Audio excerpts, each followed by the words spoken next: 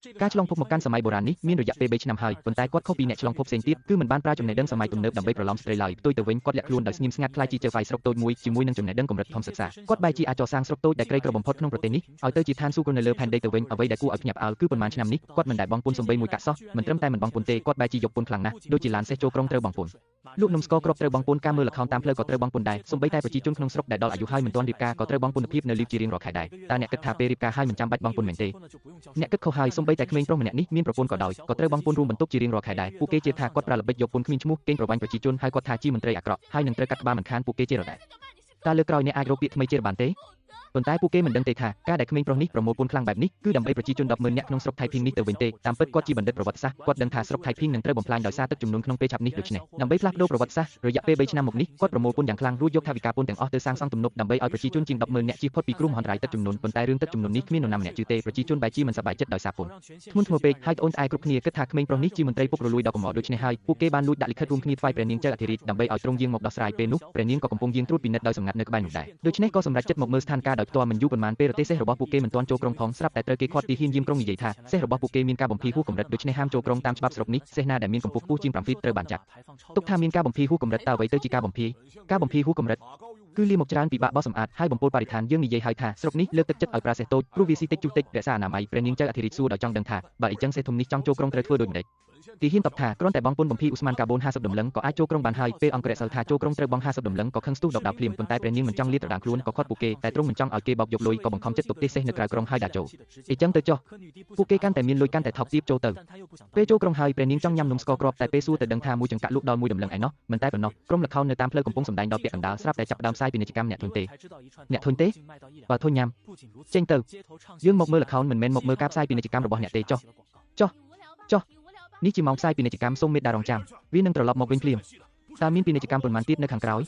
យមានហាងកាត់ដេស៊ូជីភោជនីយដ្ឋានយានអ៊ូងនិងការផ្សាយពាណិជ្ជកម្មស្វែងរកគូស្រកររបស់លោកលីនយានអ៊ុយចិត្តកន្លះធូបប្រហែល15នាទីប្រសិនបើលោកអ្នកគិតថាការផ្សាយពាណិជ្ជកម្មយូរពេកលោកអ្នកអាចបរិច្ចាគម្នាក់1ដុល្លឹងដើម្បីក្លាយជាសមាជិកដ៏ថ្លៃថ្នូរហើយអាចរំលងការផ្សាយពាណិជ្ជកម្មបាននេះទើបតែចាប់ផ្ដើមសោះហេតុអ្វីក៏ទារប្រាក់ទៅវិញនេះមិនមែនជាការបោកប្រាស់លុយទេឃើញតែលុយមេក្រុមល្ខោនបាននិយាយថាថ្លៃសេវាទាំងអស់នេះគឺចៅហ្វាយស្រុកជាអ្នកតម្រូវបើមិនចង់មើលអាចចេញទៅបានមនុស្សម្នាទាំងឡាយដើម្បីចង់មើលល្ខោនក៏សុខចិត្តយកប្រាក់ឲ្យអ្នកសុំទាននៅក្បែរនោះគ្មានលុយទេមេក្រុមល្ខោនក៏អនុញ្ញាតឲ្យគាត់មើលការផ្សាយពាណិជ្ជកម្ម10នាទីបន្ថែមទៀតនៅខាងក្រោយឆាកបន្ទាប់ពីមនុស្សទាំងអស់បានបង់ប្រាក់ក្រុមល្ខោនក៏បន្តសម្ដែងប៉ុន្តែសម្ដែងបានពាក់កណ្ដាលទៀតមេក្រុមល្ខោនក៏ប្រកាសថាការសម្ដែងថ្ងៃនេះចប់ត្រឹមនេះហើយដើម្បីដឹងរឿងបន្តទៀតសូមបង់ប្រាក់បន្ថែមមិនមែនថាបើបង់ប្រាក់នឹងបានមើលចប់ទេសមាជិកថ្លៃថ្នូរអាចមើលបានតែចំណែករបស់ថ្ងៃនេះប៉ុណ្ណោះបើចង់មើលមុនគេនឹងទស្សនាវគ្គបញ្ចប់គ្រាន់តែបន្ថែម3ដុល្លឹងទៀតដើម្បីដំឡើងឋានៈជាអភិជនជាន់ខ្ពស់សងលុយវិញការប្រមូលលុយផ្ដេសផ្ដាសបែបនេះតើមានលិខិតផ្លូវការទេនេះជាច្បាប់ដែលចៅហ្វាយស្រុកតាំងឡើងបើមិនពេញចិត្តទៅរកគាត់ទៅនេះពិតជាចំគោលបំណងរបស់ព្រះនាងចៅអធិរាជតែម្ដងទ្រង់ក៏ងើបភ្លាមដើម្បីទៅរកបញ្ហាជាមួយក្មេងប្រុសនោះពេលពួកគេទើបតែមកដល់សាលាស្រុកពួកគេក៏ឃើញអភិជនធំទាំង3នាក់នៃស្រុកថៃភីងដាក់ពាក្យប្តឹងចៅហ្វាយស្រុកនេះធ្វើឲ្យព្រះនាងភ្ញាក់ផ្អើលយ៉ាងខ្លាំងតាំងពីបុរាណមកមានតែអភិជនទេដែលកេងប្រវ័ញ្ចប្រជាជនប៉ុន្តែចំពោះក្មេងប្រុសនេះពួកគេវិញទេដែលចិត្តត្រូវរឹបអូសអស់ហើយអ្វីដែលធ្វើឲ្យព្រះនាងភ្ញាក់ផ្អើលជាងនេះទៀតនោះគឺក្មេងប្រុសនេះថែមទាំងយកពន្ធរហូតដល់ក្នុងតុលាការទៀតផងគ្រួសារអភិជនទាំង3ចង់ចូលតុលាការជួបមន្ត្រីត្រូវបង់ពន្ធចូលតុលាការ50ដុល្លឹងសិនចង់និយាយក្នុងតុលាការត្រូវបង់50ដុល្លឹងបន្ថែមទៀតសម្រាប់ការនិយាយគ្រួសារអភិជនទាំង3នេះមិនទាន់បានជួបមុខក្មេងប្រុសនោះផងក៏បានបង់ប្រាក់រាប់រយដុល្លឹងបាត់ទៅហើយពេលក្មេងប្រុសនោះមកដល់គាត់ក៏មិននិយាយច្រើនទេគឺប្រើកលល្បិចដ៏មុតស្រួចប្រឆាំងនឹងម្ចាស់ដីទាំង3នាក់នោះតែម្ដងលោកមន្ត្រីណែនាំឲ្យបង់ពន្ធតាមទំហំដីអ្នកណាមានដីច្រើនបង់ច្រើនត្រកូលយើងនិយាយថាចាប់ពីពេលនេះទៅគ្រួសារទាំង3របស់យើងមិនបង់ប្រាក់ទៀតទេបើឯងហ៊ានបង្ខំយើងទៀតកុំបន្ទោសយើងដែលដាក់ពាក្យប្តឹងឯងទៅរាជធានីដើម្បីដកហូតតំណែងមន្ត្រីអាក្រក់ដូចឯងគ្រួសារយើងទាំង3មានមន្ត្រីស្គាល់គ្នានៅក្នុងរាជវាំងដែលឯងមិនអាចប្រមាថបានទេឯងជាមន្ត្រីតូចតាចឋានៈលេខ9មិនអស់ចាអ្វីទេប៉ុន្តែក្មេងប្រុសនោះយូរហើយមិនខ្លាចទេថែមទាំងឲ្យម្ចាស់ដីទាំង3អង្គុយផឹកទឹកតែបន្តិចបន្តួចពេលនឿយហត់មិននឹកស្មានថាពេលម្ចាស់ដីទើបតែអង្គុយចុះហើយលើកពេងតែឡើងពួកគេក៏ឃើញក្រដាសមួយសន្លឹកនៅក្រោមនោះដែលមានផ្ទុកនៅភស្តុតាងនៃឧក្រិដ្ឋកម្មទាំងអស់ដែលពួកគេបានប្រព្រឹត្តក្នុងការកេងប្រវ័ញ្ចប្រជាជនប៉ុន្មានឆ្នាំមកនេះបើមិនព្រមបង់ពន្ធទេពួកគេនឹងចាប់ហើយដូច្នេះមួយវិនាទីក្រោយមកម្ចាស់ដី2នាក់ក៏ផ្លាស់ប្ដូរឥរិយាបថ180ដឺក្រេភ្លាមដោយគោរពសម្ដែងថានឹងបង់ពន្ធទាំងអស់ឲ្យគ្រប់នៅពេលដែលក្មេងប្រុសនោះគិតថាអ្វីបានសម្រេចហើយទីប្រឹក្សាក៏និយាយថានៅខ្វះ10នៃថវិកាពន្ធទៀតទើបទំនប់អាចសាងសង់រួចឃើញនៅសល់តែ3ថ្ងៃទៀតប៉ុណ្ណោះទឹកចំនួននឹងផ្ទុះឡើងក្មេងប្រុសក៏សម្រេចចិត្តភ្លាមដើរទៅតាមផ្ទះនីមួយប្រមូលស្រូវអង្ករដោយទុកឲ្យគ្រួសារនីមួយតែស្បៀងអាហារសម្រាប់3ថ្ងៃប៉ុណ្ណោះដើម្បីឲ្យរួចផុតពីទឹកចំនួនជាមុនសិនរហូតមកដល់ពេលនេះព្រះនាងចៅអធិរាជទ្រាំលែងបានក៏បង្ហាញផ្លាកសញ្ញាបញ្ជាក់អត្តសញ្ញាណរបស់ទ្រង់ភ្លាមឯងឈ្មោះយាយឈីងតែឯងដឹងពីទោសកំហុសរបស់ឯងទេទូបង្គំមានទោសអ្វីទៅនៅតែធ្វើមិនដឹងមនុស្សទៀតឯងប្រើល្បិចយកពន្ធគ្មានឈ្មោះកេងប្រវ័ញ្ចប្រជាជនស្រុកថៃភីងធ្វើឲ្យពួកគេរងទុក្ខវេទនាតាមច្បាប់ឯងត្រូវកាត់ក្បាលទូបង្គំធ្វើទាំងអស់នេះគឺដើម្បីផលប្រយោជន៍ពួកគេទេឯងនិយាយផ្ដេសផ្ដាសឯងជាមន្ត្រីអាក្រក់រឹបអូសទ្រព្យសម្បត្តិយើងទាំងអស់សូម្បីតែស្បៀងដែលនៅសល់សម្រាប់មនុស្ស7នាក់ក្នុងគ្រួសារយើងក៏ឯងលួចយកទៅដែរខ្ញុំមិនបានទុកស្បៀង3ថ្ងៃសម្រាប់ពួកអ្នកទេគ្រប់គ្រាន់ហើយតាំងពីបុរាណមក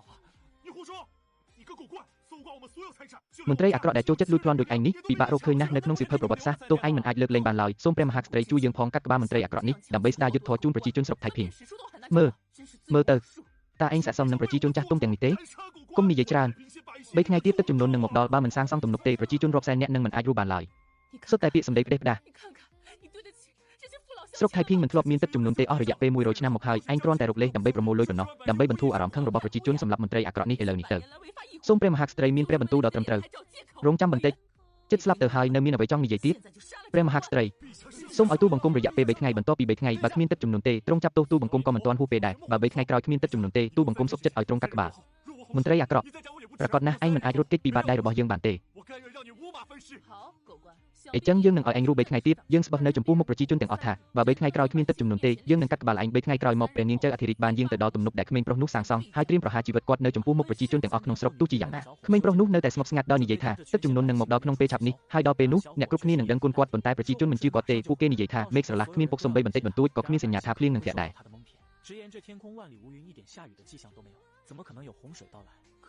គ្មានទេតើទឹកជំនន់អាចមកដល់ដោយរបៀបណាមានតែក្មេងប្រុសនោះទេដែលដឹងថាអ្វីដែលហៅថាទឹកជំនន់នេះមិនមែនជាគ្រោះមហន្តរាយធម្មជាតិទេប៉ុន្តែបណ្ដាលមកពីប្រទេសតាជើដែលនៅផ្នែកខាងលើបើកទ្វារទឹកបង្ហូរជំនន់ពេលគាត់និយាយបែបនេះព្រះនាងចៅអធិរាជនៅតែមិនជឿព្រោះប្រទេសតាជើជាមិត្តជាមួយនគររបស់ទ្រង់ជាច្រើនឆ្នាំមកហើយតើគេអាចបង្ហូរទឹកដោយចេតនាដើម្បីបំផ្លាញប្រជាជនបានដោយរបៀបណាទ្រង់មិនដឹងថាពេលនេះប្រទេសតាជើទាំងមូលកំពុងរងគ្រោះដោយទឹកជំនន់ធ្ងន់ធ្ងរបើមិនបើកទ្វារទឹកបង្ហូរជំនន់ទេប្រហែលជាពាក់កណ្ដាលប្រទេសនឹងលិចទឹកទាំងអស់ដូច្នេះស្ដេចក៏ប្រើគោលការណ៍ថាឲ្យមិត្តស្លាប់ល្អជាងយើងស្លាប់ពួកគេបានសម្រេចចិត្តបើកទ្វារទឹកបង្ហូរជំនន់ដោយបោះបង់ចោលស្រុកថៃភៀងដើម្បីការពារពាក់កណ្ដាលនៃប្រទេសតាជើយើងនឹងដោះស្រាយរឿងនេះជំនួសប្រជាជនស្រុកថៃភៀងមកប្រហារជីវិតគាត់ឥឡូវនេះរយៈពេលកន្លះធូបកន្លងផុតទៅលោកយាយសម្លាប់បានល្អណាស់